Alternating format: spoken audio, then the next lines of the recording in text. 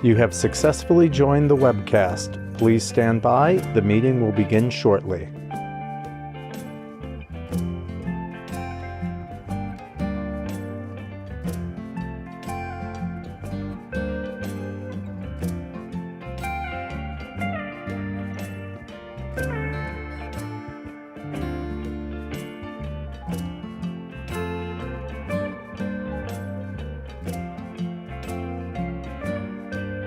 You have successfully joined the webcast. Please stand by. The meeting will begin shortly.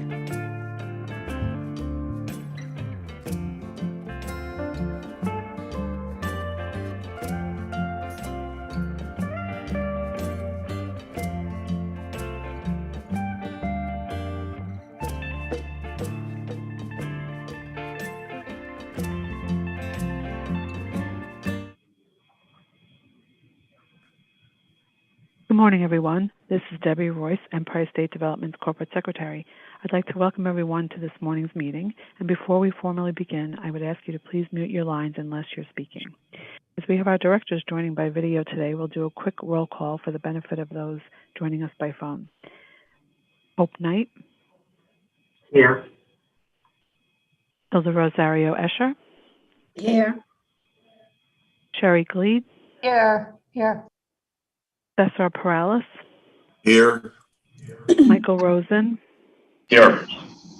And Benson Martin, designee for Superintendent of New York State Department of Financial Services, Adrian Harris. Here.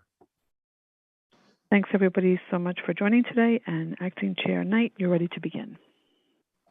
Thank you. Good morning. Before I call this meeting to order, I will note for the record that I will serve as the acting chair for today's meeting. I now call to order the meeting of the directors of New York State Urban Development Corporation, doing business as Empire State Development for Thursday, March 24th, 2022. I'd like to ask everyone to please mute your audio until you are ready to speak. Also, I will ask that anyone wishing to speak, please be sure to state your name before you begin so you can be identified for the folks joining us today by teleconference. I'd like to note for the record that in accordance with current legislation, this meeting will be conducted by video and teleconference. I will also note for the record that the public was given the opportunity to comment on the agenda items by submitting their written comments by noon yesterday. I'd like to state for the record that no comments were received from the public concerning today's agenda items. As always, the directors have received the written materials in advance of today's meeting and are free to ask questions at any time during the presentation. At this time, I will ask the directors whether anyone has any potential conflict of interest with respect to any of the items on the agenda. If so, I will ask you to please make the appropriate disclosure on the record, and we will then remind you to recuse yourself from any discussion or vote with regard to such item or items. Hearing none, the first item on today's agenda is approval of the minutes of February 17th, 2022 Directors Meeting. I'd like to remind everyone to please state your name before speaking. Are there any questions, comments, additions, or deletions? If not, I will entertain a motion for approval. Benson. So moved. Second? Seconded. All in favor? Aye. Aye. Any opposed? Thank you. The motion carries. I will now ask Kathleen Mize to begin to present an item relating to the corporation's annual operating budget. Please begin, Kathleen. Thank you, Hope, and good morning, directors. In compliance with Public Authorities Law, request is being made to the directors to approve ESD's fiscal year 2022-23 annual operating budget. The approximately $108.1 million budget reflects a broader overall programmatic increase in the proposed fiscal year 2022-23 executive budget over the previous fiscal year, as well as the additional programs and projects the governor will task ESD with implementing. It is recognized that the new initiatives that will be led by ESD will require additional support, and the budget, which includes significant federal funding, will allow it to more effectively administer and provide oversight of both new and existing economic development programs. New initiatives include the creation of ESD's Office of Workforce Development and Connect All, as well as enhancements to existing programs such as the Regional Economic Development Councils, the Minority and Women-Owned Business Division, and Small Business and Technology Development. The budget does not include New York State programmatic appropriations that have been included or in the governor's proposed fiscal year 22-23 executive budget. The budget includes approximately $68.3 million of total personal services expenses, including salary and fringe benefits, which will allow ESD to successfully develop, launch, and manage new and expanded programmatic portfolios with the staff required to do so, particularly within workforce development, the Minority and Women-Owned Business Division, and Small Business and Technology Development, and areas that directly support those initiatives such as legal, loans and grants, and IT. The budget also includes approximately $39.8 million for non-personal services expenses, in addition to supporting occupancy costs, consultants, IT enhancements and communication, insurance, office services, and staff training programs. The additional funding will enhance ESD's efforts to provide greater transparency in the form of program evaluations requested by the legislature and other improvements to strengthen ESD's minority and women-owned business efforts. Also included is subsidiary operating support of $5.5 million, which includes the operating expenses of Erie Canal Harbor Development Corporation, $1.3 million, Harlem Community Development Corporation, $3.4 million, Queens West Development Corporation, $0.1 million, and USA Niagara Development Corporation, $0.7 million. These and other subsidiary operating and capital budgets will be presented separately to the respective board members. Director approval is also requested for the corporation's fiscal year 2022-23 non-programmatic capital expense authorization totaling approximately $6.8 million. This authorization includes support for the entity-wide Microsoft Dynamics Customer Relations Management System, investment in technology to improve data and assets protection, expansion and replacement of IT hardware and software to enhance business continuity and disaster recovery capabilities. Further, this funding will be used to fortify ESD's remote and virtual work options for its increased staff statewide, as well as fortify this ESD's cybersecurity.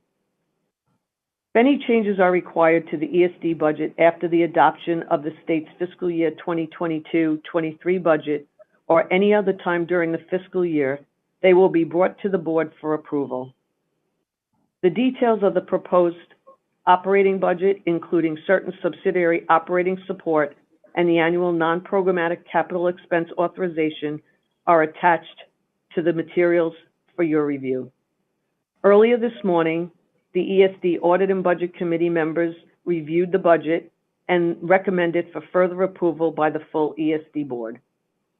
Thank you, and I'm happy to answer any questions you may have. Thank you, Kathleen. I'd like to remind everyone to please state your names before speaking. Or are there any questions or comments from the directors? As noted earlier, we do not have any comments from the public with regard to this item. I will now entertain a motion for approval. So moved. Michael. Second. All in favor? Aye. Any opposed? Thank you. The motion carries. Doug Carr will now present an item relating to the FY 2022-2023 budgets relating to Moynihan Station Civic and Land Use Improvement Project. Doug, please go ahead. Good morning, Hope. This is Douglas Carr with Moynihan Station Development Corporation. And this morning I'm presenting the Moynihan Station Civic and Land Use Improvement Projects budget proposals for both operating and capital budgets in support of the Moynihan Train Hall development. Authorization is being requested for an operating budget this year of $814,000 for Moynihan project operations and capital approval for Moynihan capital operating costs of $32.5 million. This reflects the overall reduction for both operating and capital budgets, reflecting the status of the project as the project achieves final completion. Capital reduction reflects final contractor payments and closeout of development and construction agreements, which will occur in the 22-23 fiscal year. Further, the operating budget reflects a transfer from construction to the ongoing role that MSDC and Empire State Development will have as part of the James A. Farley Condominium, which is the governing entity of the completed train hall, as well as operating costs associated with remaining ESD assets and obligations associated with New York State's role as owner of the train hall facility. With that, requesting authorization for the operating budget and capital budget, and I'm happy to answer any questions. Thank you, Douglas. I'd like to remind everyone to please state your name before speaking. Are there any questions or comments from the directors? As noted earlier, we do not have any comments from the public with regard to this item. I will now entertain a motion for approval. So moved, Benson. Second. Hilda. All in favor? Aye. Aye. Any opposed? Thank you. The motion carries. Continuing with our agenda, we will now move to the report section of this meeting, and I will start things off with the President's report. So these have been very busy times at ESD. With budget negotiations underway at the Capitol, the team here is working hard and taking necessary steps to hit the ground running once the budget is in place. That includes establishing the new Office of Workforce and Economic Development, which will be housed at ESD. This new office will oversee and coordinate the state's workforce development efforts by leveraging ESD's relationships with businesses against state assets like the Department of Labor, SUNY and CUNY schools, and regional councils. The governor's executive budget also includes retooling the broadband program to align with Governor Hochul's Connect All initiative, better supporting and growing the state's network of small businesses, and investing in our MWBE program to help us speed up the certification process and address the backlog. ESD's involvement in so many key facets of Governor Hochul's bold economic agenda are a testament to the work of everyone at the agency and the trust placed in us to generate support and advance economic development throughout New York State. Now to share some of our recent announcements on projects from around the state. Last week, Governor Hochul made a pair of ESD announcements in Western New York. She announced the creation of 500 new jobs at WUG headquarters in East Aurora. WUG designs and manufactures aerospace industry systems and components and is one of the area's biggest employers. The governor also announced that AML, RightSource, the world's largest technology-enabled crime-fighting firm, is expanding in Buffalo and adding more than 350 jobs. Once completed, the company will have nearly 550 employees in the Queen City. Governor Hochul also announced La Famille, a family-owned French yogurt and desserts company, will establish its U.S. production operations in Genesee County. The company is building 45,000 square feet facility and plans to create 135 jobs in the region. Most importantly, this will be utilizing the state's dairy industry, utilizing millions of pounds of milk from New York dairy farmers to create its globally renowned products. In the Capital Region, I was honored to join Governor Hochul in Albany County for the groundbreaking of Plug Power's new facility. The hydrogen energy manufacturer is building a 350,000 square foot plant and adding more than 1,600 new jobs. The announcement complements the efforts by the state and the administration to focus on and invest in clean, renewable, sustainable energy technologies. Here in New York City, I joined the governor at the Lincoln Center at Lincoln Center to announce that the renovation of David Geffen Hall would be completed this October. The hall is being reimagined from the inside out with 21,000 square feet of renovated and expanded public space in and around the hall.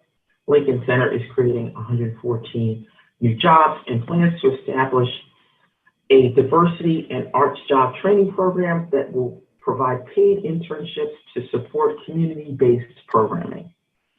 Needless to say, this has been an especially busy time for the ESD staff, and there's more work ahead once the budget is approved. I've been so impressed with the talent and dedication of this team, and I look forward to hitting the ground running on new initiatives after the budget passes. This concludes my President's report. Thank you. We will now move to the project section of today's agenda. Regional directors and program staff are on the line with us today to present their items and to answer any related questions. Steve Golick will start things off with an item from our Western New York region. Steve, when you're ready. Thank you. Today, the directors are requested to approve a $1 million grant from the Regional Council CFA Round 7 to the SUNY Research Foundation on behalf of the State University of New York at Buffalo. The funding is being provided to expand the overall computing capacity and upgrade computing at its Center of Computational Research, kind of known as the CCR. The CCR was established in 1998, is located in the New York State Center of Excellence in Bioinformatics and Life Sciences on the Buffalo Niagara Medical Campus in Buffalo. The computing equipment is available for use by faculty and students at UB, as well as for the faculty when they're commercializing, some of their inventions.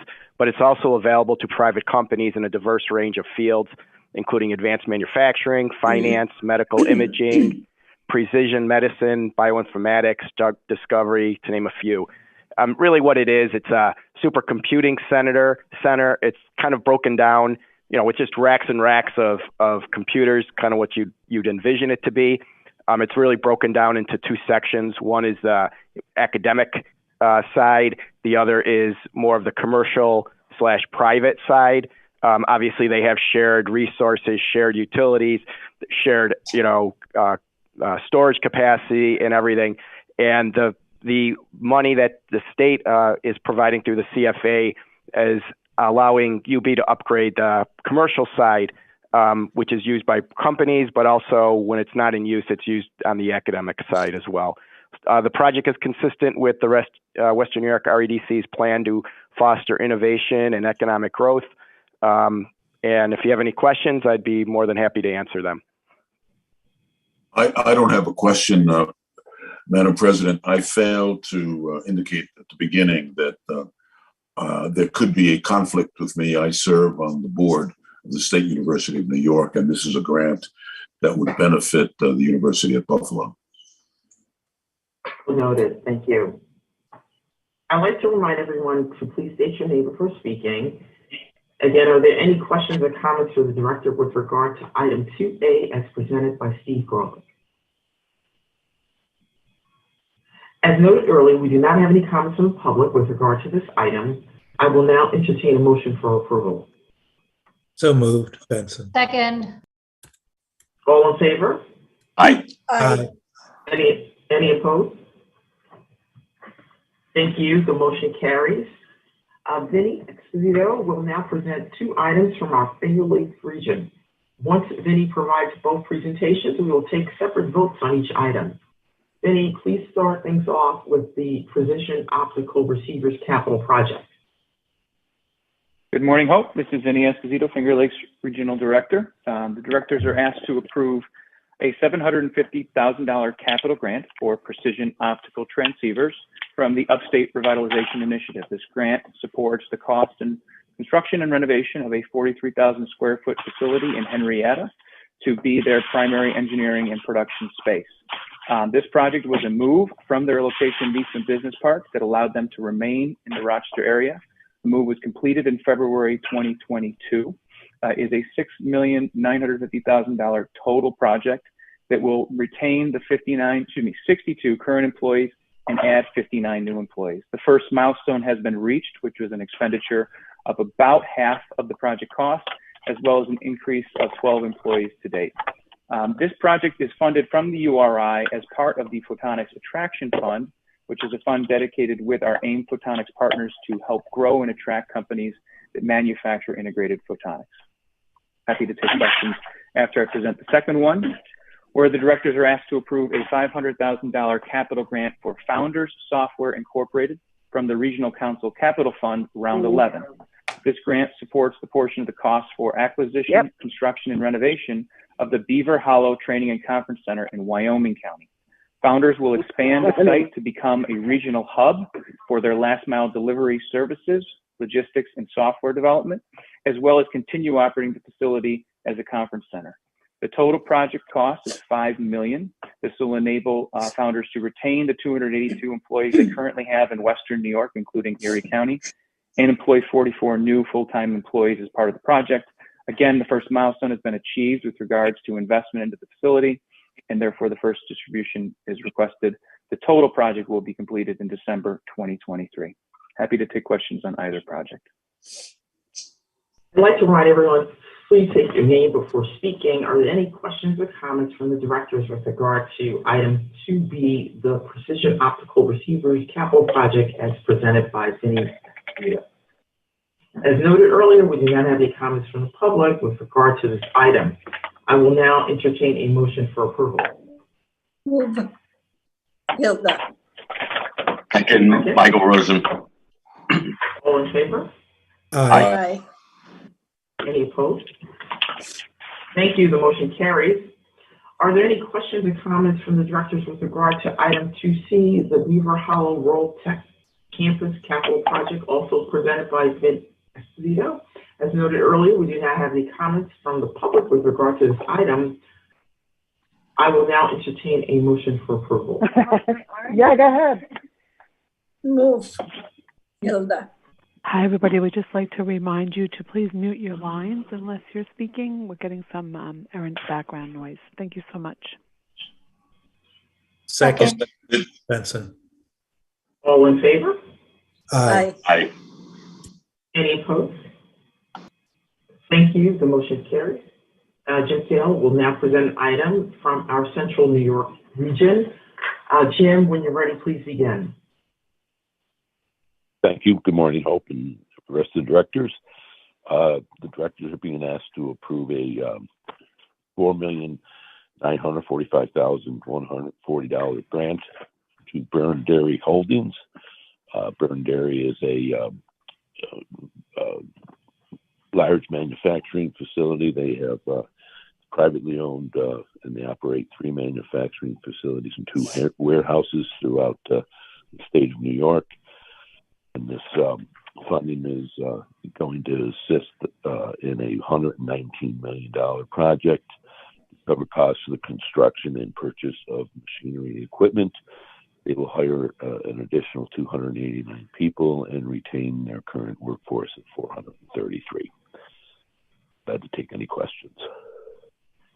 I'd like to remind everyone to state your name before speaking. Are there any questions or comments from the directors with regard to item 2D as presented by Jim Sale?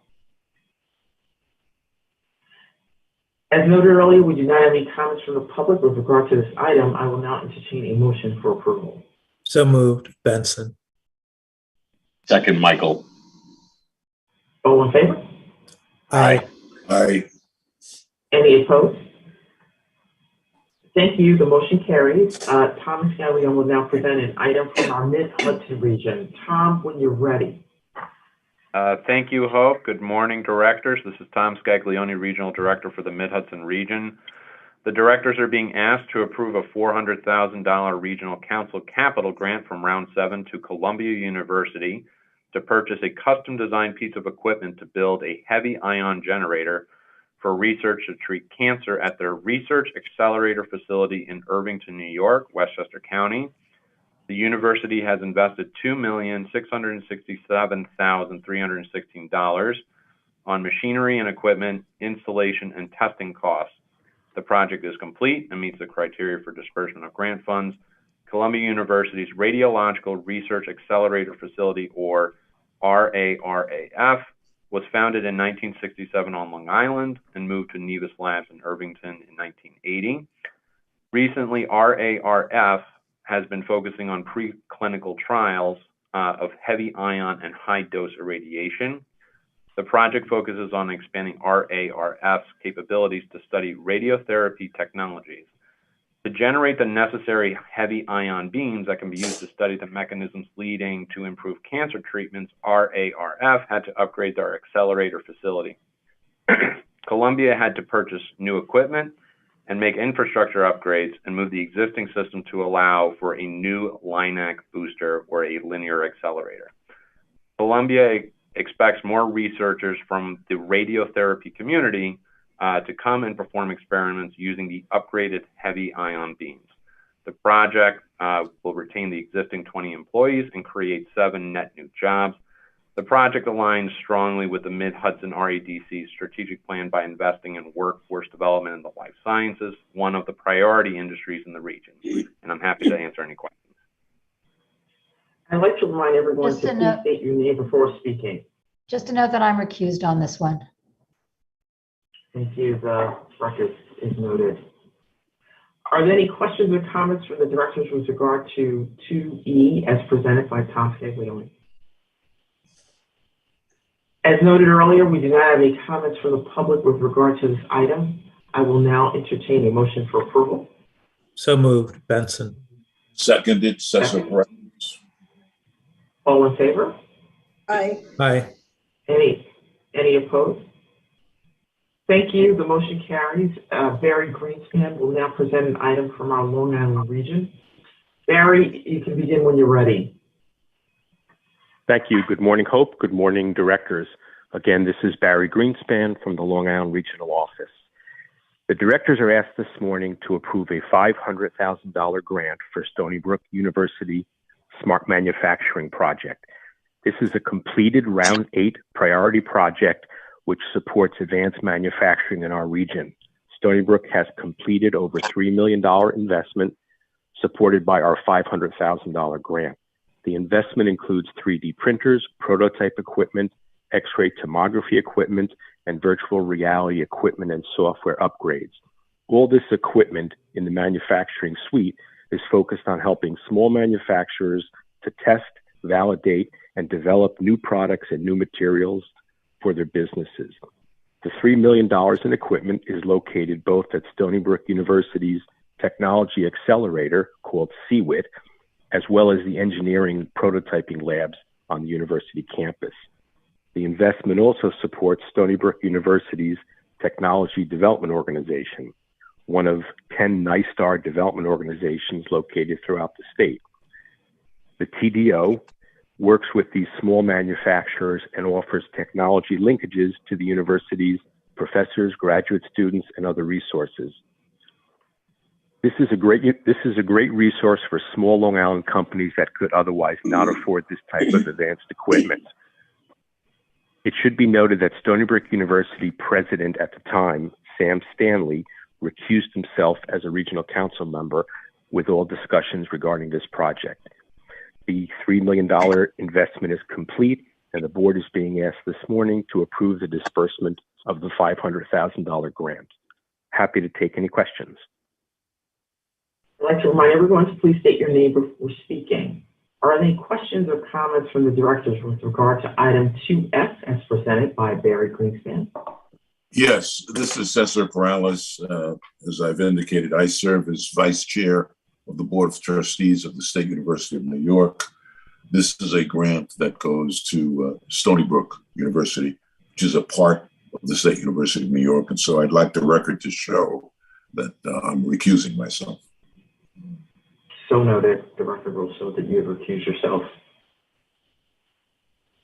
As noted earlier, we do not have any comments from the public with regard to this item. I will now entertain a motion for approval. Move, Hilda. Second, Benson. All in favor? Aye. Aye. Any opposed? Thank you. The motion carries. We next have the Restore New York Communities capital grant items, which will be presented by Simone Bethune. Simone, please begin when you're ready. Thank you, Hope. Good morning. My name is Simone Bethune, presenting to Restore New York items. The first item we're seeking director's approval for is one round 4 Restore New York grant in the amount of $485,000 to the Village of Waterloo in the Finger Lakes region.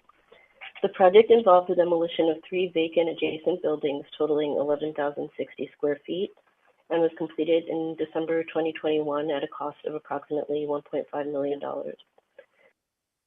The funding was included in the 2016-2017 New York State budget, and ESD sent the Village of Waterloo an award letter on February 14, 2017. Downtown Waterloo had been struggling with rising vacancy levels and the deterioration of historic buildings.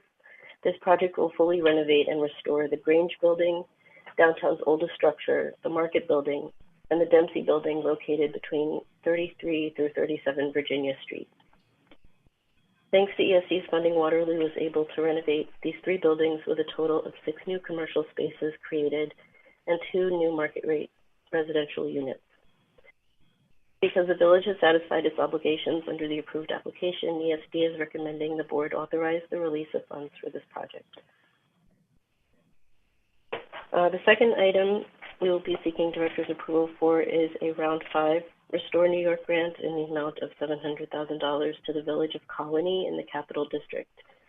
The project was initiated in October 2020 and completed in September 2021 at a cost of approximately $10.6 million.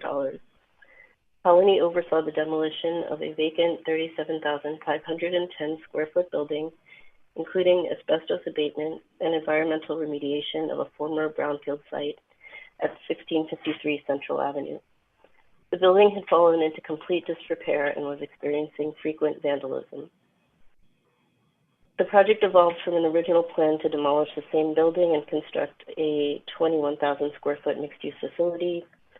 However, the village determined it to be no longer economically feasible and worked with the building owners to identify alternate redevelopment uses that would meet the expressed community goals of establishing useful amenities to improve and enhance the business environment. To this end, the village demolished the original building and constructed an approximately 100,000 square foot, 3-story commercial storage facility to better accommodate the village's needs. The project is considered a demolition and rehabilitation award under Restore New York guidelines, as it involved demolition and asbestos abatement, including environmental remediation of a brownfield site. The physical transformation of the property, which is on a busy commercial corridor, and the establishment of a tax-paying commercial business at the site has dramatically improved the parcel's appearance, while also addressing residential and commercial needs in a rapidly growing community. Because the village has satisfied its obligations under the approved application, ESD is recommending that the board authorize the release of funds for this project. And I can take any questions. I'd like to remind everyone to state your name before speaking. Are there any questions or comments from the directors with regard to item 2G as presented by Simone Bethune? As noted earlier, we do not have any comments from the public with regard to this item. I will now entertain a motion for approval. So moved, Michael. Second, Hilda. All in favor? Aye. Aye. Any opposed? Thank you. The motion carries. Maria Mitchell will now present an item related to the Life Sciences Initiative Fund for our consideration. Maria, please go ahead when you're ready. Thank you, Hope. Yes, good morning, everyone. This is Maria Mitchell. We are seeking the director's approval for 2 New York First grants of up to $1 million each for the University of Rochester and the SUNY Research Foundation on behalf of SUNY Upstate Medical University. As some of you may remember, New York First started in 2018 and is designed to encourage recruitment of exceptional life science researchers from outside of the state or retention of researchers in state who are focused on translational research. Such research often leads to new patents, startup companies, and products with commercial potential, helping to expand the life science ecosystem in New York. New York First grants are for capital and working capital expenditures supporting the researchers' lab. Upstate Medical University is using New York First funds to support the retention of Dr. Wanto Liu, who had offers from several other universities, including Wayne State University and Loyola Medical Center in Chicago.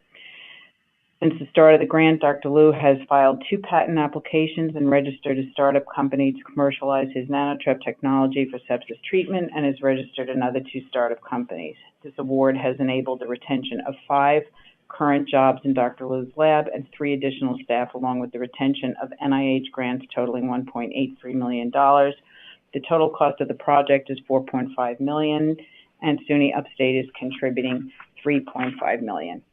The University of Rochester is using New York First funds to support the recruitment of Dr.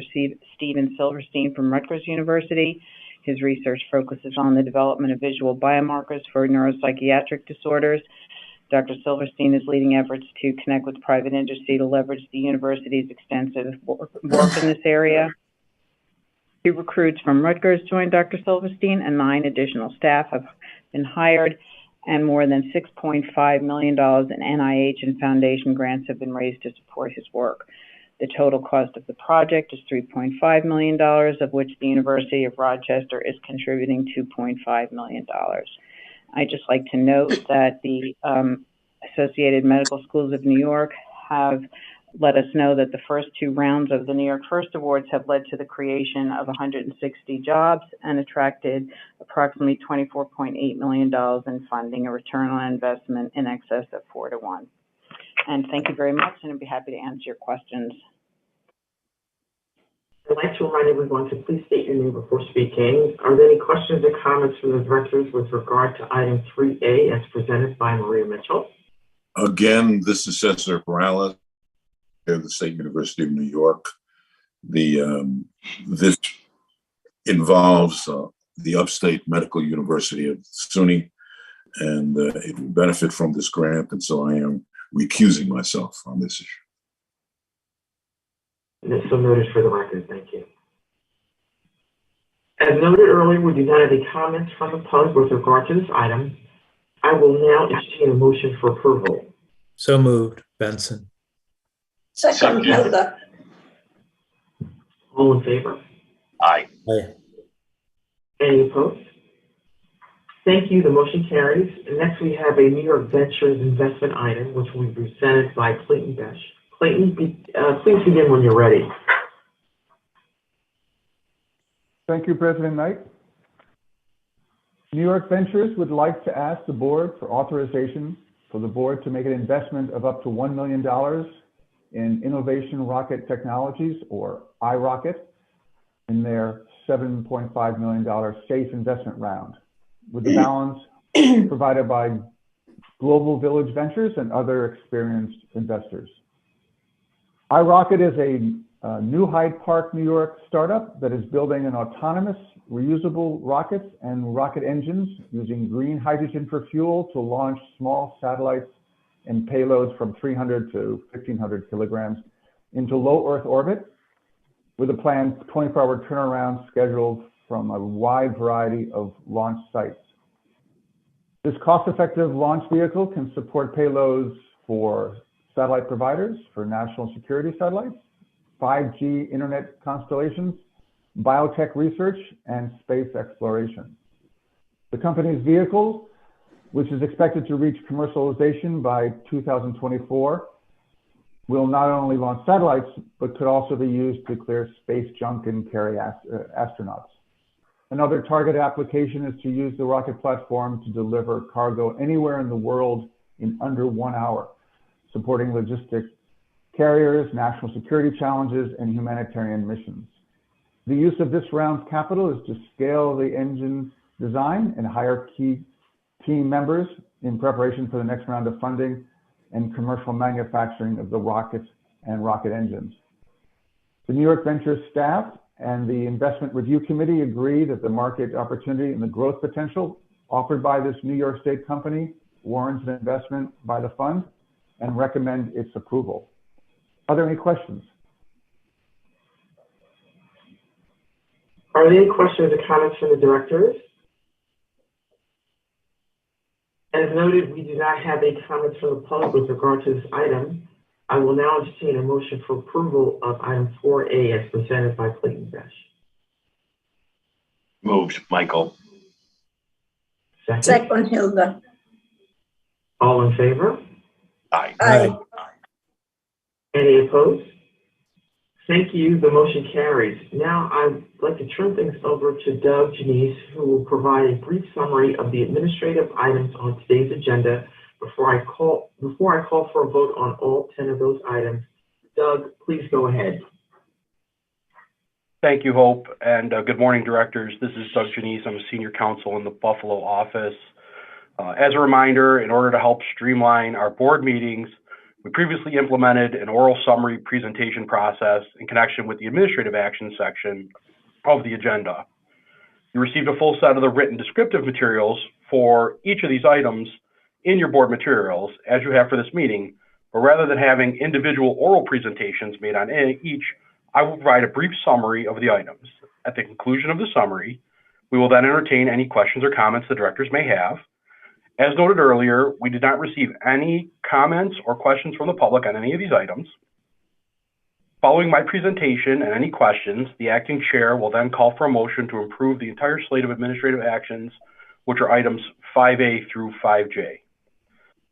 The administrative action items submitted for your consideration today and for which we have received the written materials are summarized as follows. The first item is item 5A. It's relative to the property disposition guidelines. The board is being asked to adopt the property disposition guidelines for the coming year.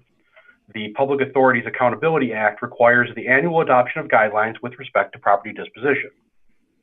Since 2006, the corporation has annually adopted and implemented guidelines which effectively incorporate all of the requirements of the Act. The attached 2022 guidelines, which are patterned after the model guidelines and have not changed since last year, are being proposed for readoption by the corporation. The next item for consideration is item 5B, relative to the adoption of the annual procurement guidelines.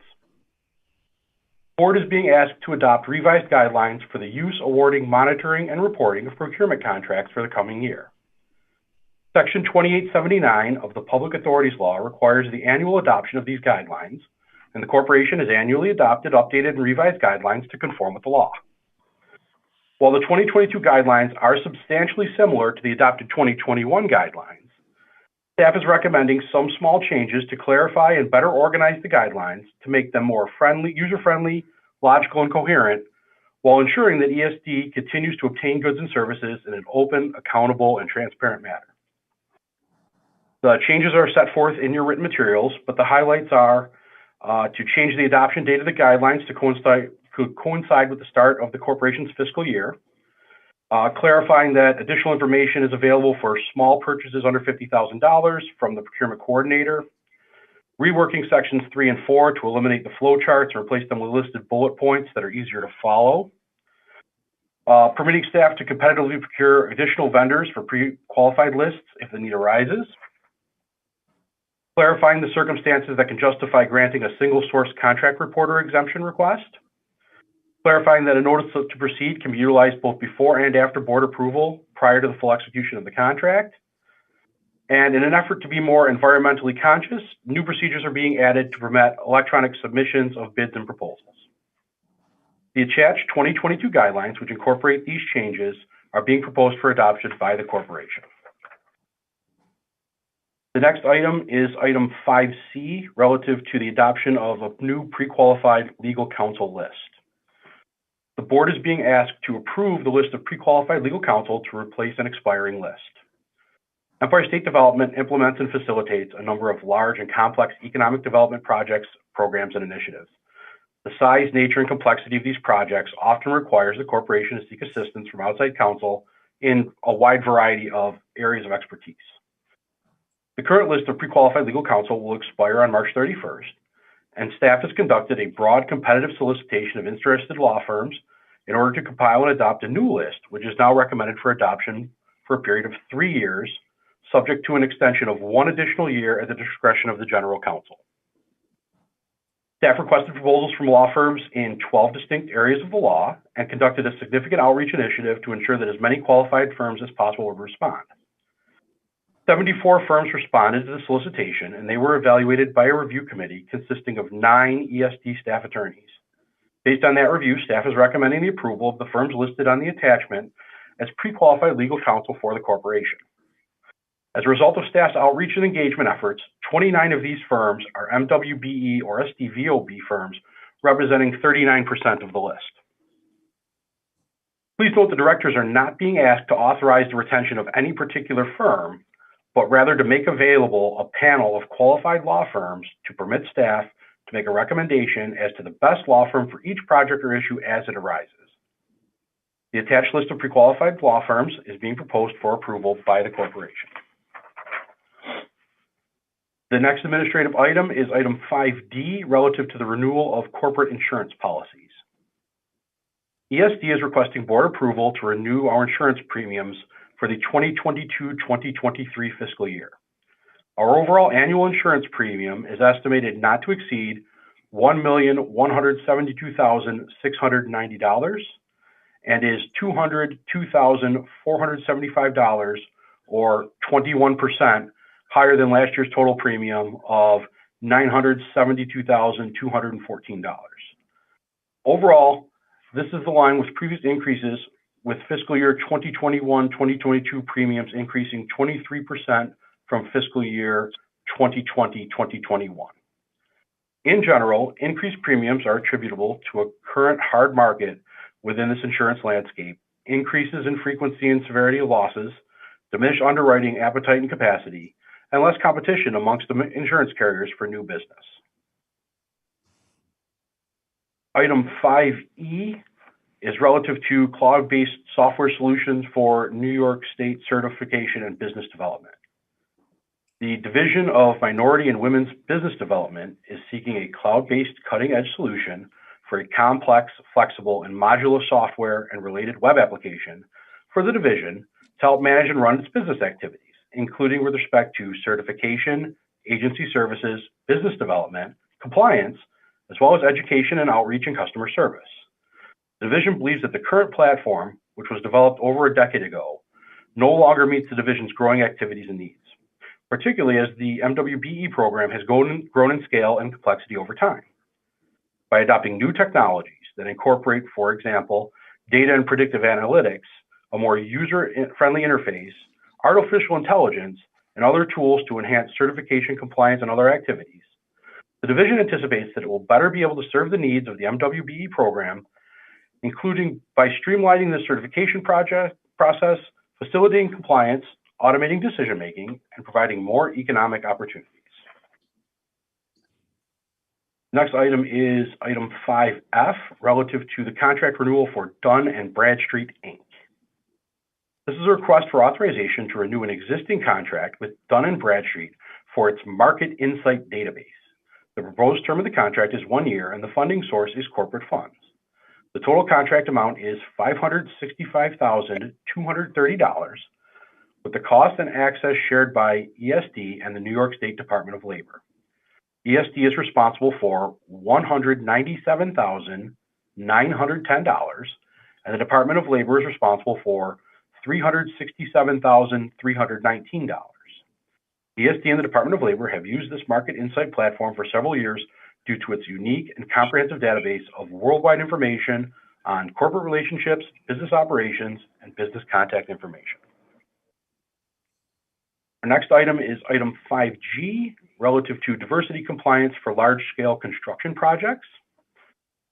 This is a request for authorization to amend ESD's 2022 agreement with the Metropolitan Transportation Authority Construction and Development Company to extend the times and services of an experienced diversity compliance manager, Tracy Mitchell, to assist ESD in meeting its diversity goals on its large construction projects.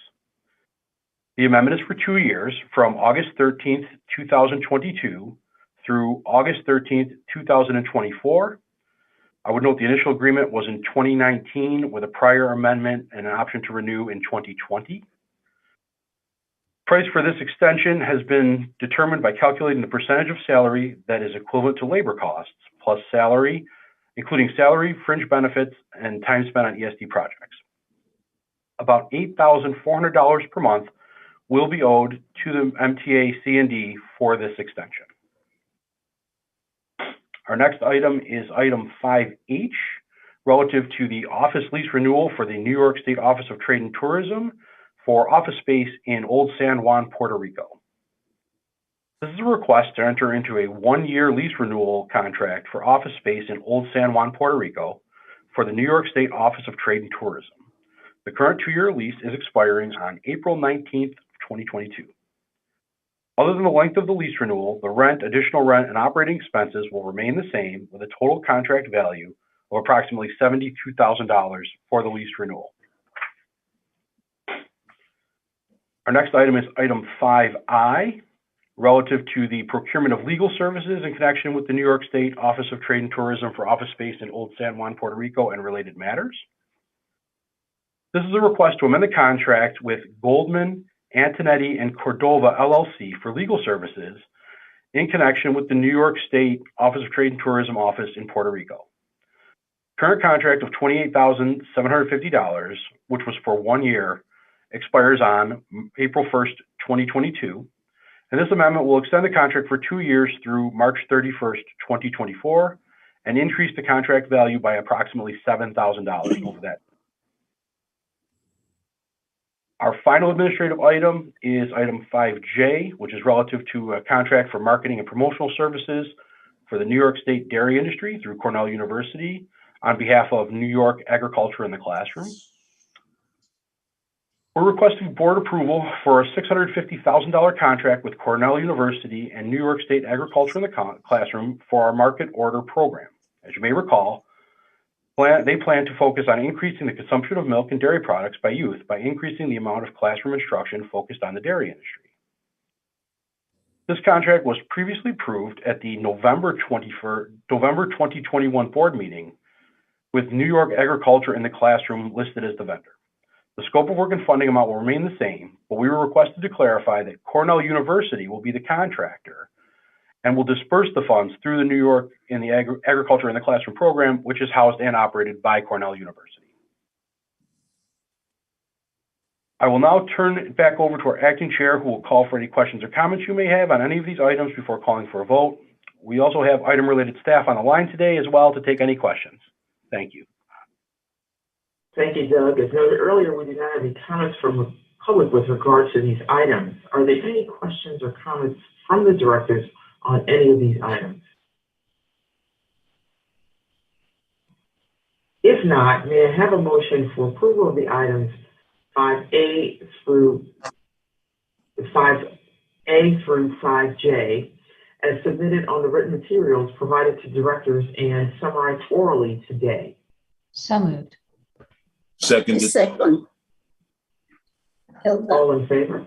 Aye. Aye. Any opposed? Thank you. The motion carries. There being no further business, may I have a motion to adjourn this meeting? Move. I so move. Thank you, everyone, for your participation in this meeting. Thank you. Thank you. Thank you.